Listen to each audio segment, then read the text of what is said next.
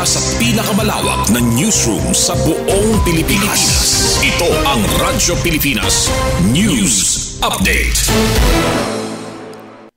Congressman Sandro ginbanatan iya dada nga si Aimee.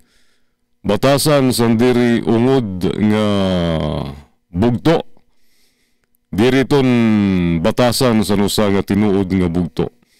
Ini ang madig-on nga buwelta ni House Majority Leader Sandro Marcos sa kuno katrayduran kontra sa ira pamilya san iya dada nga si Senadora Aimee Marcos kauman nga akusaran nagagamit sa droga ang iya mga kaganak nga si Pangulo Ferdinand R. Marcos Jr. nga First Lady Lisa.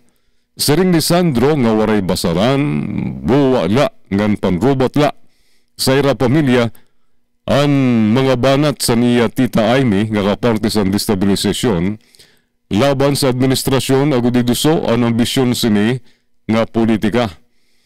It pains me to see how low she has gone to the point that she resorts to a web of lies aimed at destabilizing this government to advance her own political ambitions, ring sa bata nga Marcos. Siring ni Congressman Marcos nga patod nga sira Borgi, Ilocos Norte Vice Governor Matthew Marcos Manotok, nga Attorney Michael Marcos Kiyon, ang kaya pamatudan nga waray kamaturan ang pinanyakan san dada. Nakasubo makitan nga ginhimo niya ini.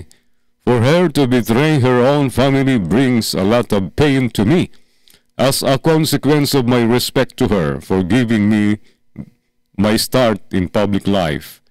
Siring ni Sandro.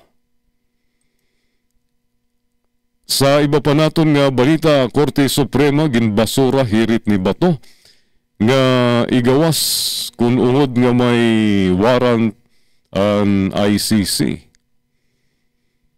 Ginbasura sa Korte Suprema ang ginfile nga very urgent motion ni Senador Bato de la Rosa nga manduan si Ombudsman Boying Remulla nga ipakita ang kuno warrant of arrest sa International Criminal Court kontra sa iya.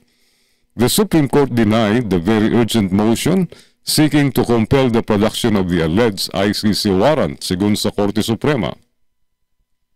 Iginmando naman sa Supreme Court nga mag-file sa nira-ira comment ang mga respondent sa very urgent manifestation sulod sa 10 Dias. Ginaksyonan sa Supreme Court en bank ang petisyon nga ginfile ni Raanay Pangulo Rodrigo Duterte ngan Senador de la Rosa sa Marso 11, 2025 nga nagkukestyon sa pakikigbuligay sa gobyerno sa pagdakop kananay Pangulo Duterte. Nag-file at ang petitioner sa very urgent manifestation nga nagsisiring nga iginpahayag ni Remulla sa publiko nga naigawas na ang warrant of arrest ng ICC nga may diffusion order laban kan De La Rosa nga isusurrender siya sa gobyerno sa Pilipinas sa ICC sandiri papailarom sa extradition proceedings ngan sa DOJ, Department of Justice nga nagbutang sandiri mahamubo sa tulong at testigo ilarom sa Witness Protection Program sa pag-aro sa ICC. Amod ato news update, Jean Navilon, iutag notisya. Mula sa pinakamalawak na newsroom sa buong Pilipinas, ito ang Radyo Pilipinas News Update.